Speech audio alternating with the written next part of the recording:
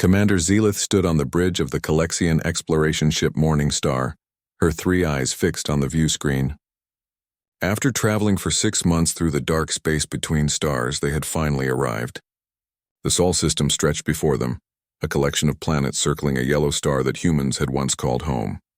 "Scan complete, Commander," announced Officer Presh from his station. His scales flickered with nervous energy, changing from blue to purple. "The readings are strange." "Strange how?" Zelith moved closer to examine the data herself.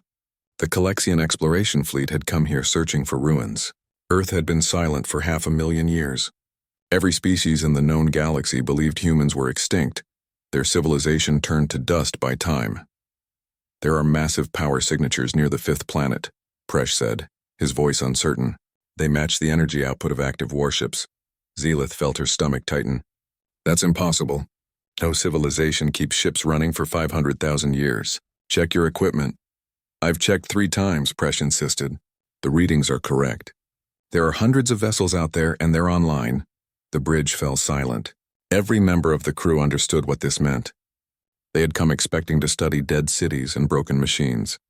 Instead, they might have just stumbled into something dangerous. "Take us in slowly," Zelith ordered. "Defensive shields up, but weapons stay cold. We're here to explore, not fight." The Morning Star glided deeper into the Sol system. As they passed the 4th planet, a small red world humans had called Mars, the sensors began picking up more details. Zelith stared at the data in disbelief. "How many ships?" she asked. "Current count is 847, replied Presh, "but more keep appearing on sensors as we get closer. They're arranged in formation around the 5th planet. Jupiter, according to human records." Zelith pulled up the visual feed. There, hanging in the black void of space, was a sight that took her breath away. Hundreds of human warships floated in perfect geometric patterns. They ranged from small patrol vessels to massive dreadnoughts that dwarfed her own ship. Each one bore the marks of human design, sleek lines, powerful engines, and weapon systems that looked ready to fire at any moment. "Are they moving?" Zelith asked. "No, Commander. They're holding position.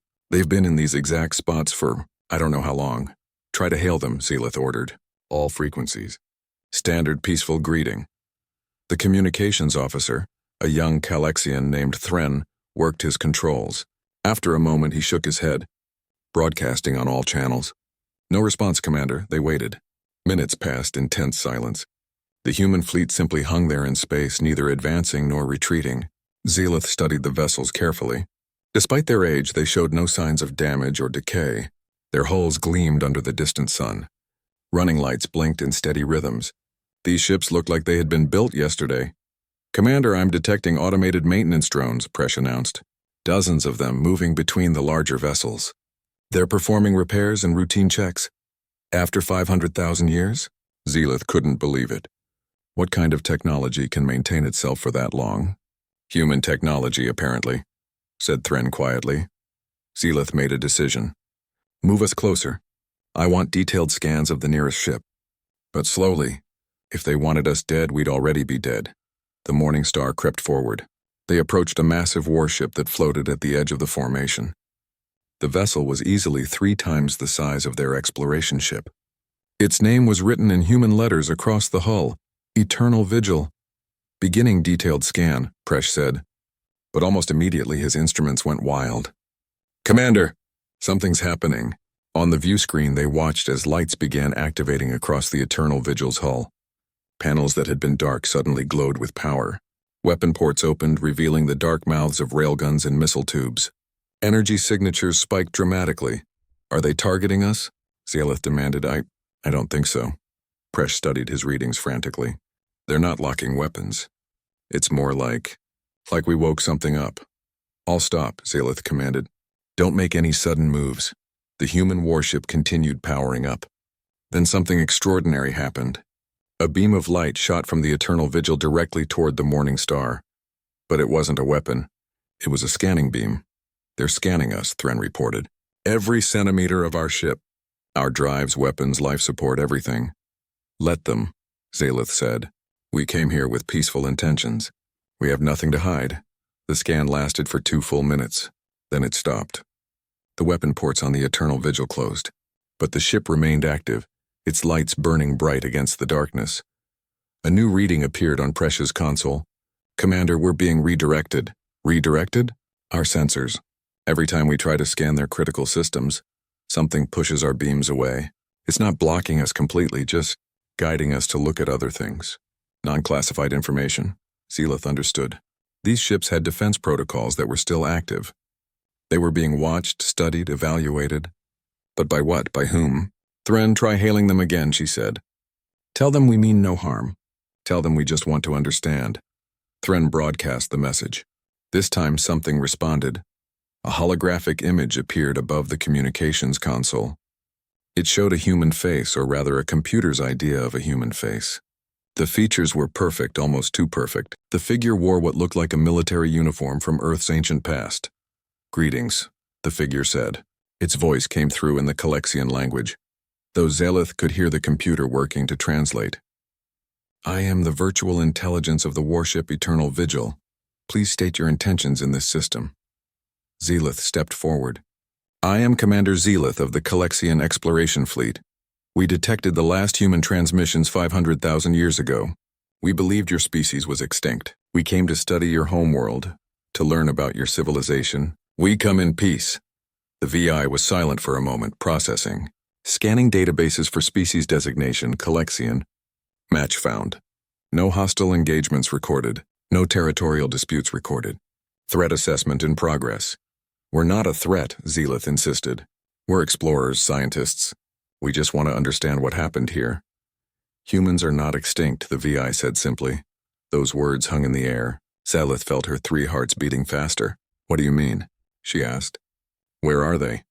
Humanity underwent transcendence 499,847 standard years ago, the Feus explained. They evolved beyond physical form and departed this plane of existence. Before leaving, they gave us our final orders, which are.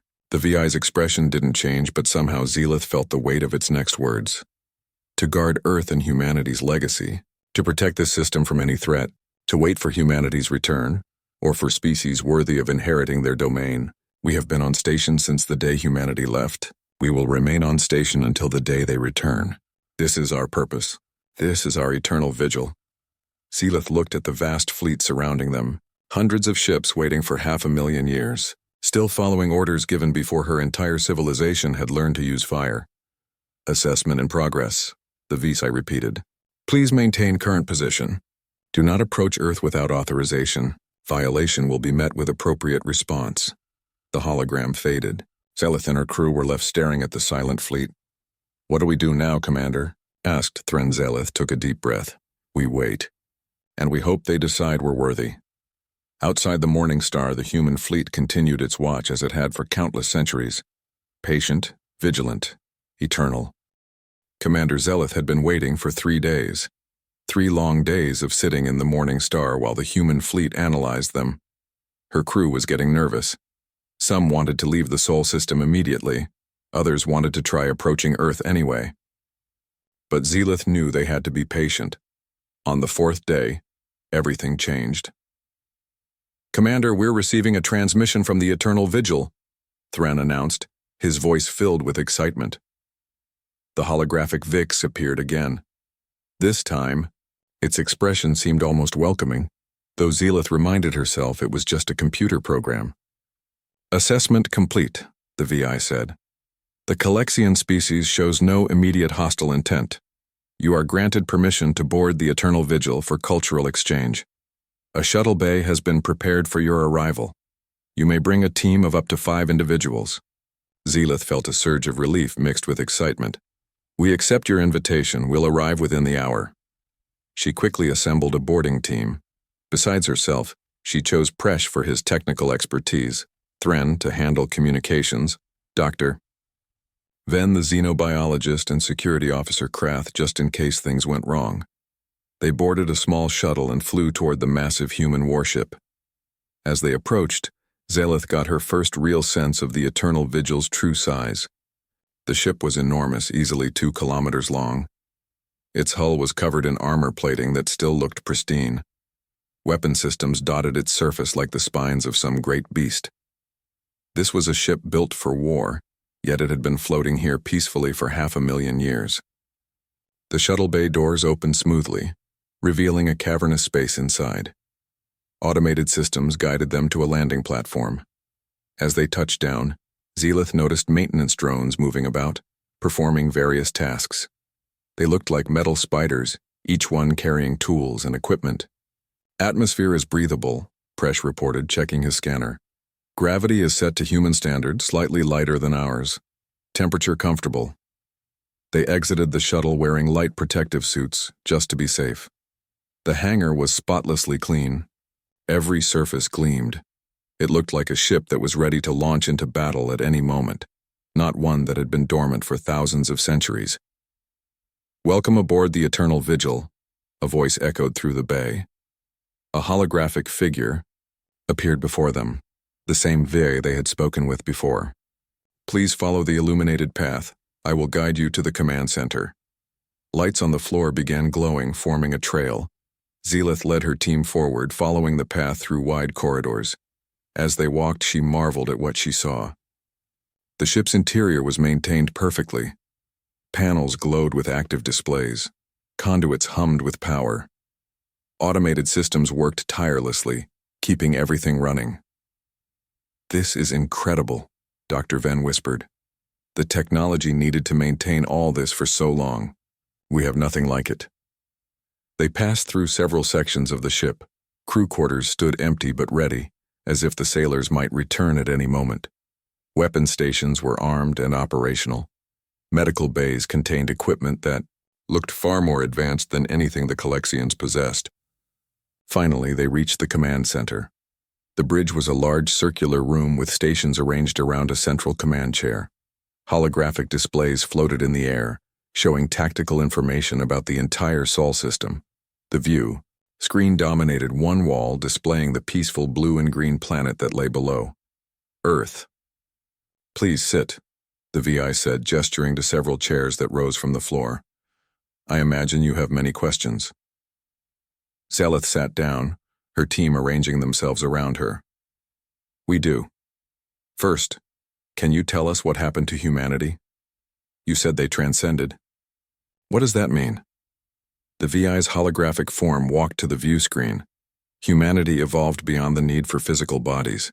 They discovered a way to transfer their consciousness into a higher dimension of existence. It was the culmination of millions of years of evolution and thousands of years of technological advancement. "But why leave all this behind?" Presh asked, gesturing at the ship around them. "Because they wanted to," the VI said simply. Humanity had explored the galaxy. They had built great civilizations. They had learned everything they could in this form. The next step in their journey required leaving the physical universe behind. Dr. Venn leaned forward. "But they left you. They left this entire fleet. Why?" The VI turned to face them. For a moment, its expression seemed sad, though Zealith knew that might just be her imagination.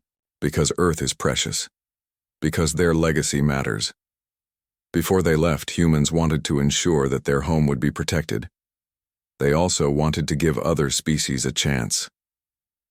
"A chance for what?" Zealith asked.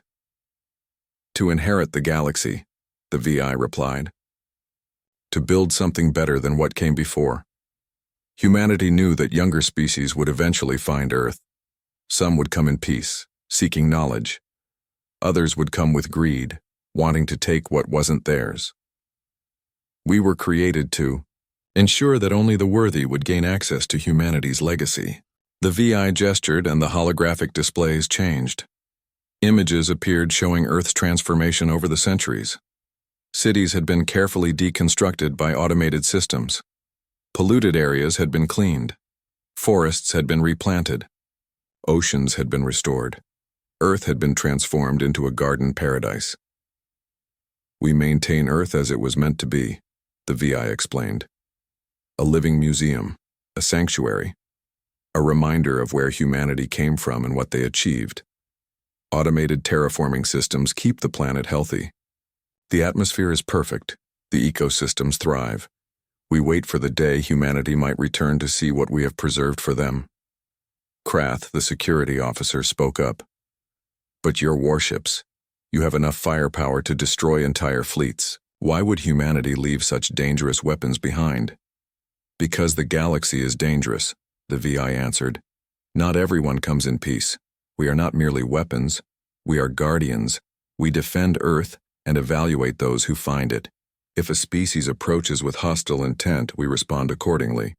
If they come seeking knowledge and friendship, we welcome them. How do you decide? Zalith asked. How do you know who is worthy? We watch, we analyze, we study behavior patterns, historical records, current actions. It takes time, but we have plenty of that. The VI's expression became serious. You must understand, Commander.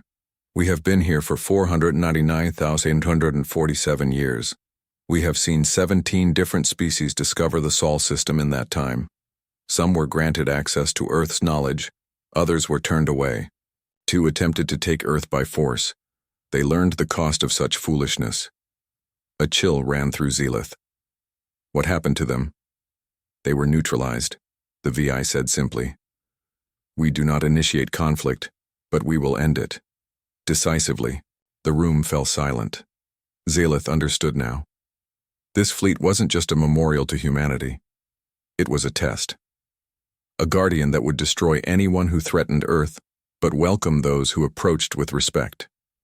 May I show you something? The VI asked. Without waiting for an answer, it gestured again. The displays around them changed, showing human art, music, and literature. They saw images of human cities in their prime.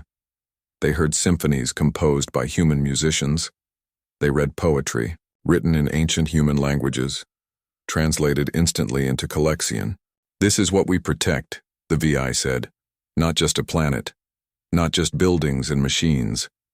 We protect the memory of what humanity was, their dreams, their hopes, their creativity. Every species has value, Commander. Every civilization creates something unique. We ensure that humanity's contribution to the universe is not forgotten. Dr. Venn was crying, tears rolling down her face. Even Zalith felt moved by what they were seeing. The humans had been gone for 500,000 years, but their spirit remained alive in these machines. We've been given a choice, haven't we? Zalith said quietly. You're not just observing us. You're deciding if we're worthy of this knowledge. Yes, the VI confirmed. And you are also making a choice. What will you do with what you've learned? Here, will you respect Earth and humanity's legacy, or will you see only resources to exploit? Zalith stood up, her decision already made. We'll respect it. We'll share what we've learned with our people, but we'll make sure they understand. Earth is not ours to take. It belongs to humanity, whether they return or not. The VI seemed to smile. Then you have passed the first test, Commander. Welcome to the guardianship of Earth. You and your people are now friends of humanity. What happens now? Thren asked. Now, the VI said, you may explore, learn, take knowledge back to your people. But remember always, we are watching, not as enemies, but as partners. Help us protect this place. Help us ensure that when other species find Earth, they too will approach with respect. Zalith looked at her team, then back at the VI. We will. You have our word. Then let me show you wonders you cannot imagine, the VI said. Humanity left behind many gifts for those worthy to receive them. Come, let us begin your education. The holographic displays flickered to life around them, and Zalith's real journey into humanity's legacy began. Outside, the fleet continued. Its eternal watch, one more species added to those it protected rather than fought. News of the human ghost fleet spread across the galaxy like wildfire. Commander Zalith had sent her report back to the Calexian Council, and they had shared it with their allied species. Within weeks, every major civilization knew the truth.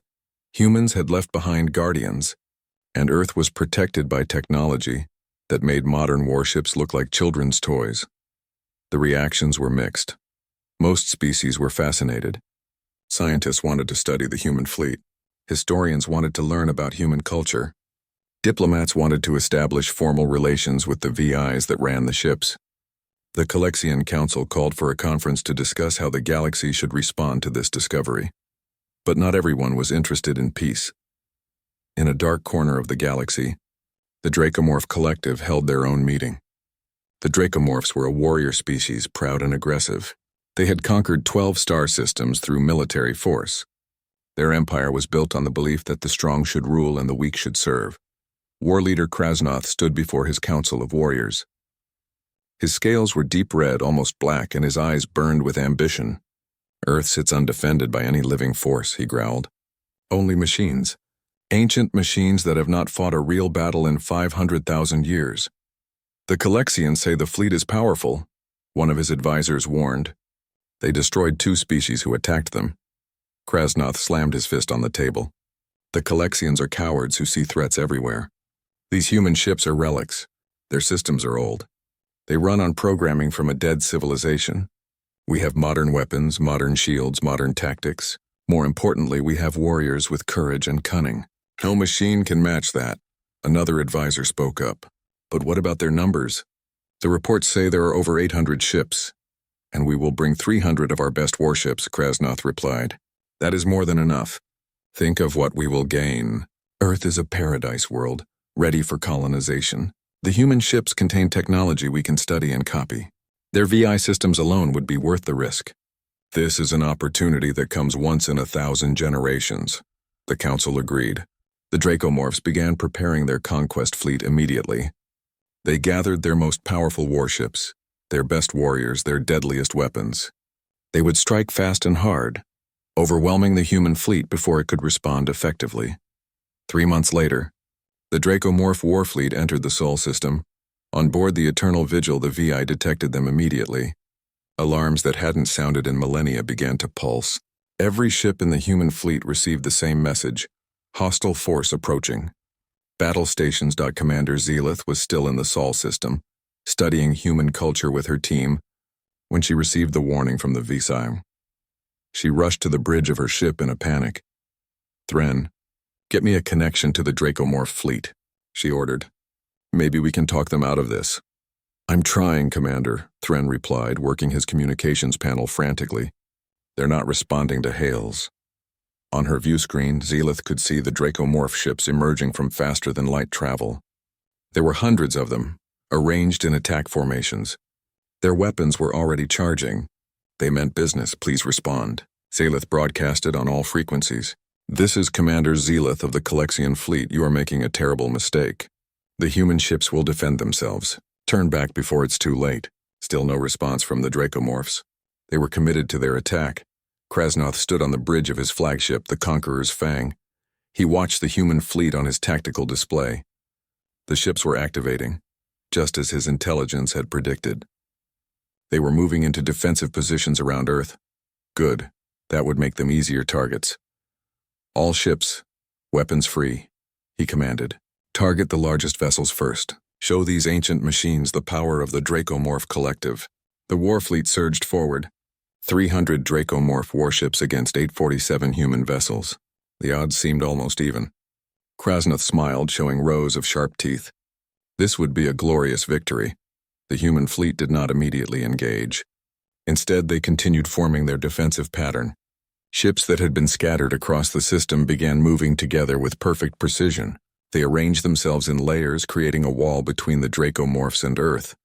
They're afraid, Krasnoth's tactical officer said. Look how they cluster together for protection. No, Krasnoth said, suddenly uncertain. That's not fear. That's coordination. The Dracomorph fleet opened fire first. Missiles streaked across the void. Energy beams lanced through space. It was an impressive display of firepower, enough to level a small moon. The weapons struck the human ship's shields and armor and did almost nothing. Impossible, Krasnoth roared. Our weapons should have penetrated their defenses. They're 500,000 years old. Their shields are adapting, his science officer reported, disbelief in his voice. They're analyzing our weapons and adjusting their defenses in real time. I've never seen anything like it. Then the human fleet responded. They didn't use missiles or energy beams. They used railguns, simple kinetic weapons that fired solid projectiles at incredible speeds. But there was nothing simple about the way they used them. Every shot was perfectly calculated. Every projectile found its target. The first volley disabled 17 Dracomorph ships. The second volley destroyed 10 more. The third volley crippled the Conqueror's Fang itself. knocking out its main weapons and engines. Evasive maneuvers. Krasnoth screamed, but it was too late. The human ships moved with impossible speed and precision. They weren't just shooting randomly. They were executing a carefully planned attack, each ship knowing exactly where every other ship would be, targeting weak points in the Dracomorph formation with surgical precision. The battle, if it could even be called that, lasted only 7 minutes. Half of the Dracomorph fleet was destroyed or disabled. The other half was retreating in chaos, jumping to faster than light speed as quickly as their damaged engines would allow. Not a single human ship had been seriously damaged. Commander Zelith watched in stunned silence. She had seen military engagements before, but never anything like this. The human fleet had fought with a level of coordination and efficiency that seemed impossible. Every ship had moved as if controlled by a single mind, responding to threats before they fully developed, exploiting weaknesses the moment they appeared. The VI's hologram appeared on her bridge. The threat has been neutralized. No pursuit necessary. We will return to our stations. You destroyed them, Zelith said quietly. So easily. We have had 500,000 years to perfect our combat algorithms, the VI replied. We have run countless simulations. We know every possible tactic, every strategy, every weakness. More importantly, we fight without fear, without hesitation, without ego. We are not conquerors. We are guardians. There is a difference. On the damaged bridge of the Conqueror's Fang, Krasnoth slumped in his command chair. His pride had cost him half his fleet. He had thought the human ships were ancient relics, but they had proven to be something far more dangerous. Patient, perfect killing machines that had been waiting for 500,000 years for someone to test them. Send a message to all Dracomorph ships, he said, his voice defeated. The Sol system is forbidden.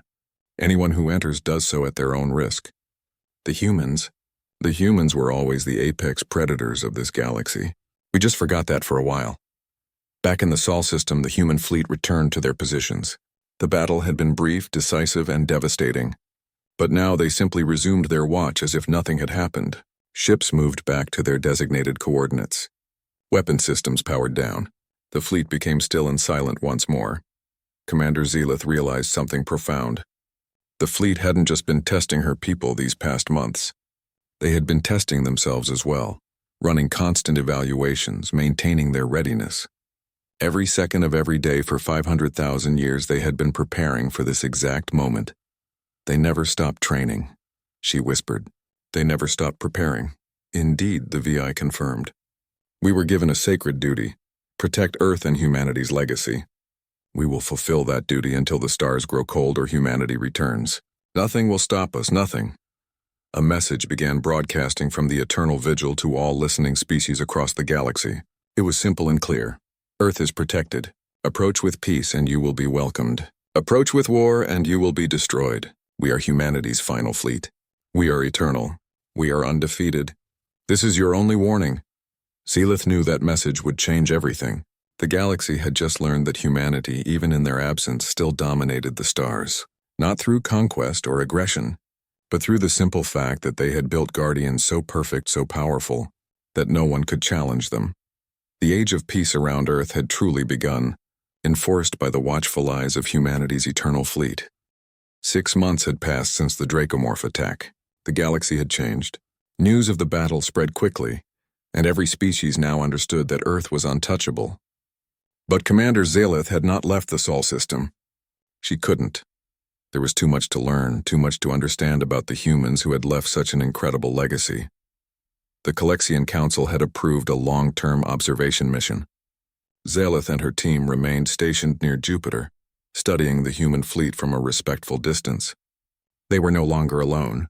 Other peaceful species had sent their own research vessels. The Valorians brought their best linguists. The Korathi sent historians. The Mindel contributed scientists who specialized in artificial intelligence. Together they formed an informal academy of sorts, all learning from the human VIs who seemed willing, even eager to share their knowledge. Zelith sat in a small observation room aboard the Morning Star. Through the window, she could see the eternal vigil floating majestically in the distance. She had spent hundreds of hours talking with its VI, and each conversation revealed something new about humanity. Today's lesson was about human art, The VI's hologram appeared in her room, materializing from a beam of light. It had taken to appearing as different humans each time they met. Today it looked like a young woman with dark skin and bright eyes. "Good morning, Commander," the VI said cheerfully. "Are you ready to continue?" "Always," Zelith replied. "Yesterday you showed me human music. Today?" "Today I want to show you human stories," the VI said. The room's walls suddenly came alive with images.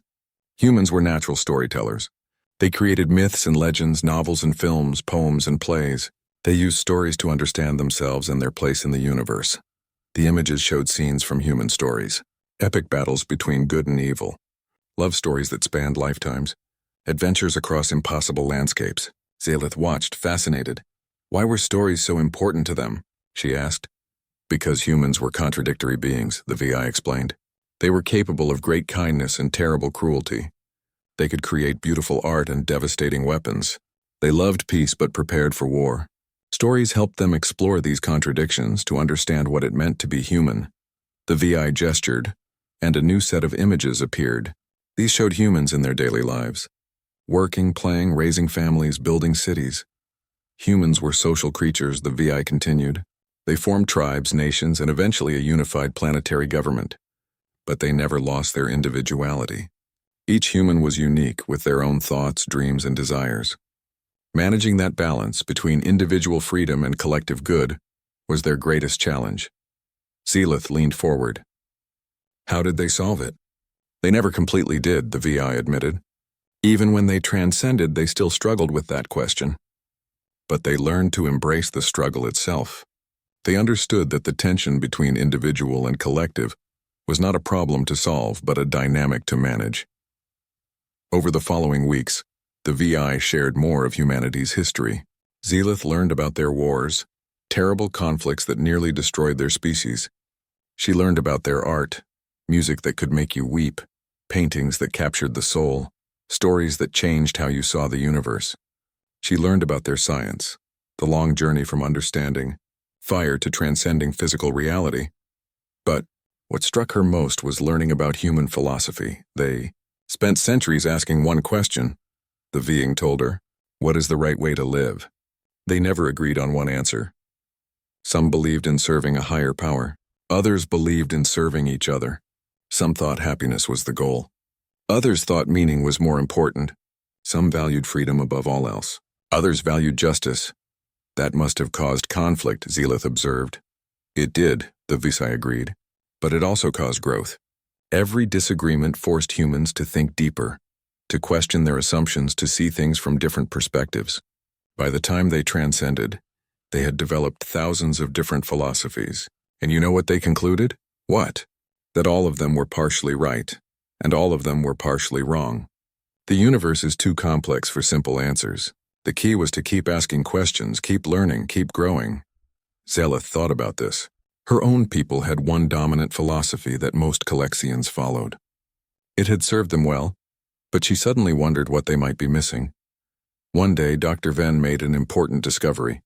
She had been analyzing human biological data from the ship's medical databases. "Commander, you need to see this," she said excitedly, calling Zelith to the medical bay. Zelith arrived to find Venn surrounded by holographic displays showing human DNA sequences and cellular structures. "What am I looking at?" Zelith asked. "The key to human success," Venn replied. "Look at this." Human bodies were incredibly fragile compared to most species. They had no natural weapons, no claws, no venom, no thick armor. They weren't particularly strong or fast. Their senses were average at best. By all rights, they should have been prey animals on their homeworld. So how did they become the dominant species? Zelith asked. Their brains, Venn said, pointing to scans of human neural structures. Specifically, their ability to imagine things that didn't exist. Humans could look at a stick and imagine it as a spear. They could look at a cave and imagine it as a home. They could look at the stars and imagine traveling to them.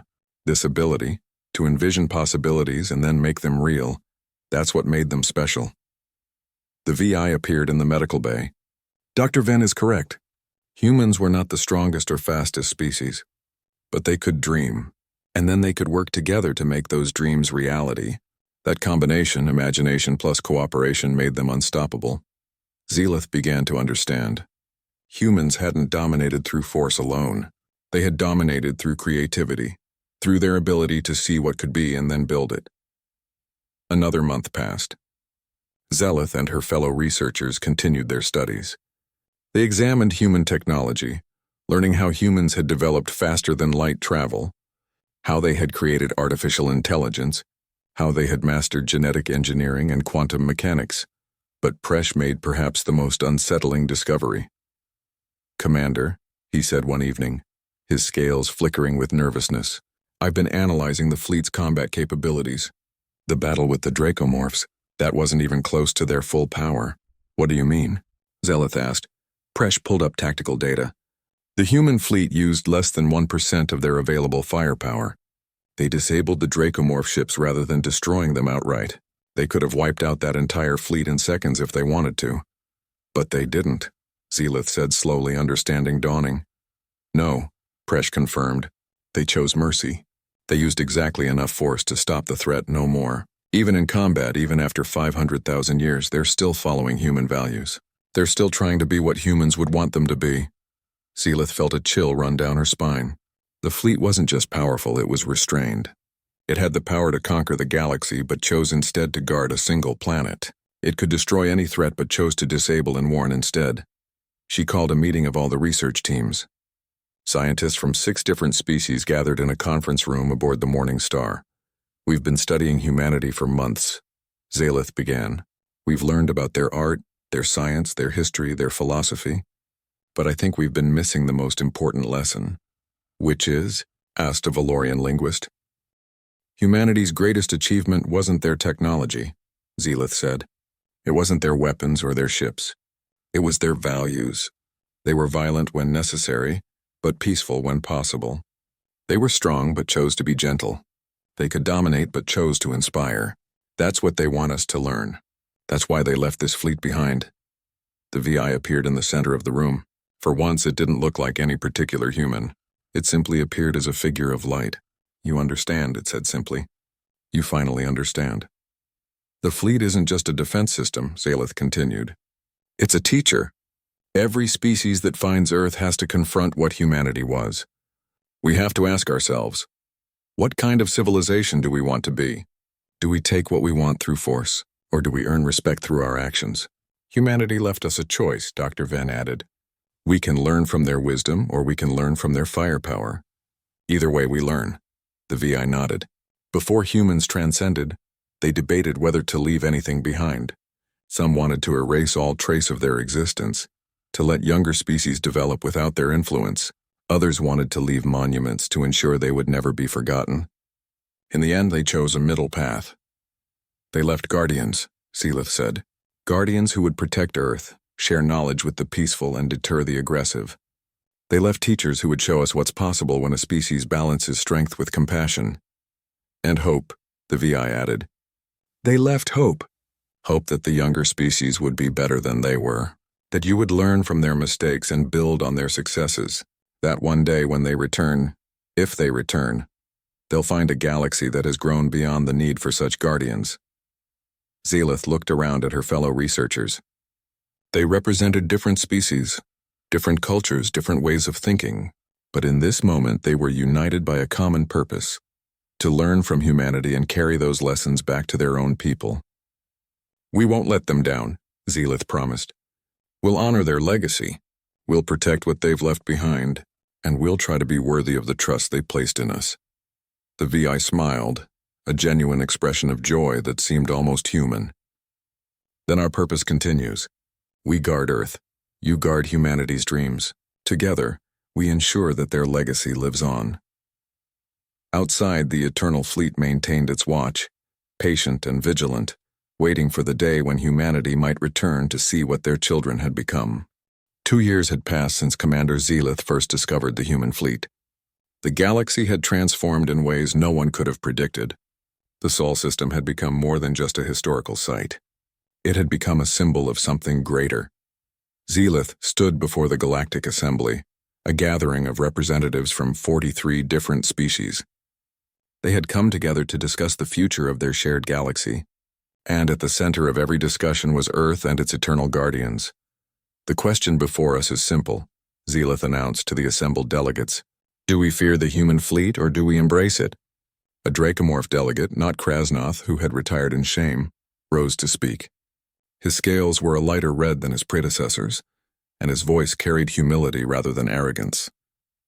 The Dracomorph Collective has learned our lesson. We approached Earth with greed and paid the price, but we also learned something valuable.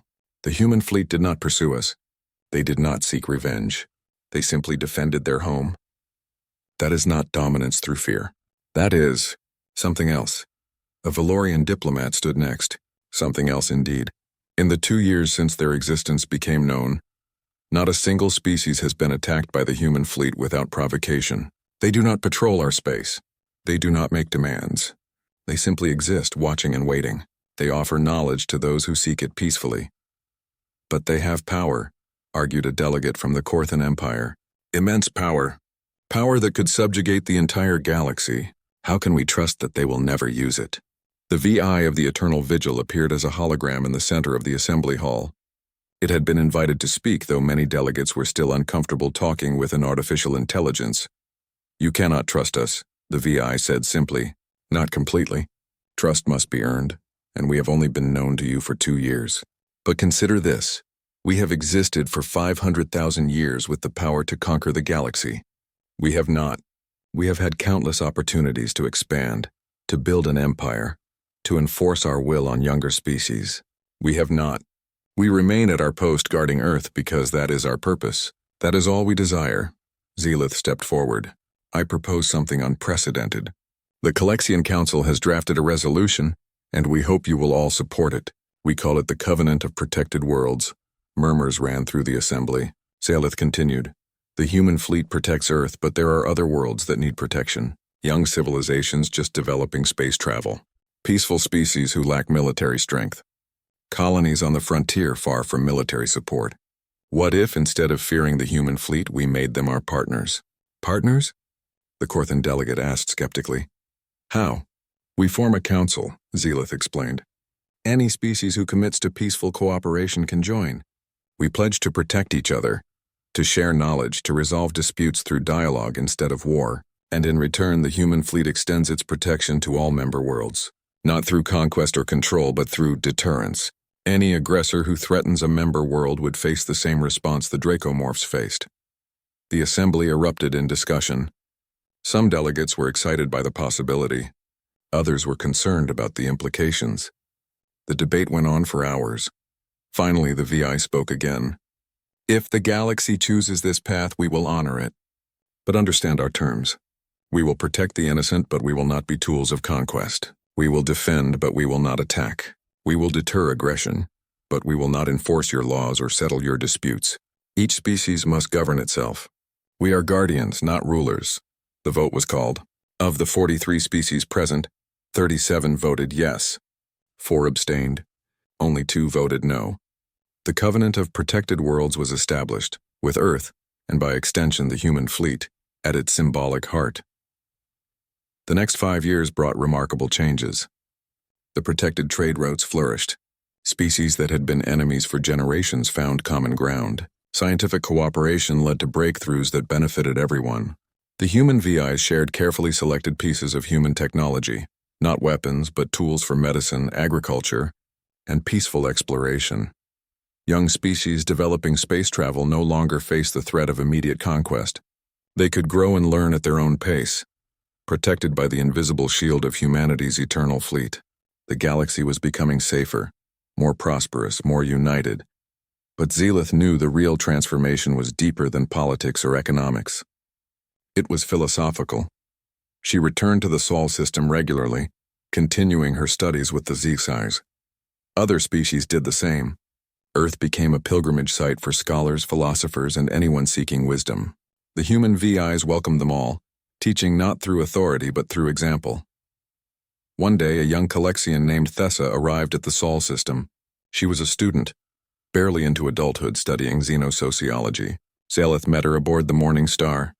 Commander Zealoth, Thessa said nervously, I've read all your reports. I've studied everything we know about humans. But I still don't understand. Why did they leave? If they were so powerful, so wise, why abandon everything? Zealoth smiled. She had asked herself the same question many times. Come with me. There's someone you should meet. They took a shuttle to the Eternal Vigil.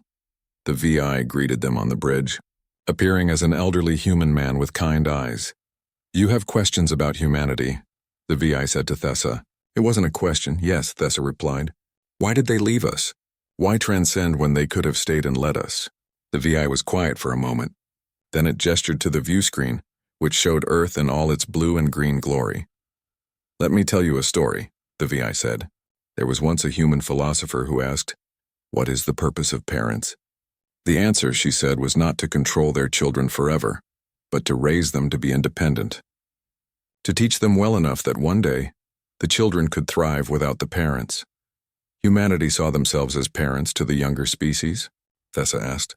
No, the VI corrected gently. They saw themselves as siblings. Elder siblings, perhaps, but still part of the same family. They knew that if they stayed, younger species would always look to them for answers. You would never truly grow into your own potential. You would always be in their shadow. So they left to give us room to grow, Zelith said, understanding even more deeply than before. Exactly, the VI confirmed. But they also knew the galaxy could be dangerous. So they left us, guardians to protect you during your growth, teachers to share wisdom when you were ready to learn, and most importantly, hope. Hope? Thessa echoed. Hope that you would be better than they were, the VI explained. Humans made many mistakes. They fought terrible wars. They damaged their own planet. They struggled with greed, hatred, and fear. But they also learned. They grew, they changed. And their greatest hope was that by leaving you their stories, both their triumphs and their failures, you might learn without repeating all their mistakes. The VI's form seemed to glow brighter. That is humanity's true legacy. Not their weapons or their technology, but their belief in you. Their faith that, given the chance, given protection and guidance but not control, younger species would create something beautiful, something perhaps even better than humanity itself ever achieved. Tears rolled down Thessa's face. Zelith felt her own eyes moistening. Do you think they're watching us? Thessa asked. From wherever they transcended to? I do not know, the VI admitted. But it does not matter. What matters is what you do with the gift they gave you. The galaxy is yours now, all of yours. You have the protection of humanity's fleet, but the choices are yours to make. Will you build a galaxy of cooperation or conquest, of wisdom or warfare, of hope or hatred? We'll try to make them proud, Thessa said softly. You already have, the VI replied. The very fact that you ask these questions, that you seek to understand and to be better, that is what they hoped for. Years continued to pass. The covenant of protected worlds grew stronger. More species joined. The galaxy became increasingly peaceful, though conflicts still arose. The human fleet intervened when necessary, always with minimal force, always choosing the path that preserved life whenever possible. Earth remained untouched, a garden world maintained in perfect condition, but it was no longer isolated. It had become the heart of something greater, a galactic community built on the principles humanity had discovered through their long history. One day, decades after the initial discovery, Zelith, now quite old, returned to the Eternal Vigil one final time. She was retiring, returning to her homeworld to live out her remaining years. But she had one last question for the VI. Do you ever get lonely? She asked. Waiting here for so long? The VI appeared as a young woman again, the same form it had used when first teaching Zelith about human art. It smiled. I am never lonely, it said. I have the memories of humanity to keep me company. I have the purpose they gave me. And I have all of you, the younger species, learning and growing. Every time someone like you comes here seeking wisdom, every time a species chooses peace over war, every time the galaxy becomes a little bit better, that is humanity speaking through you.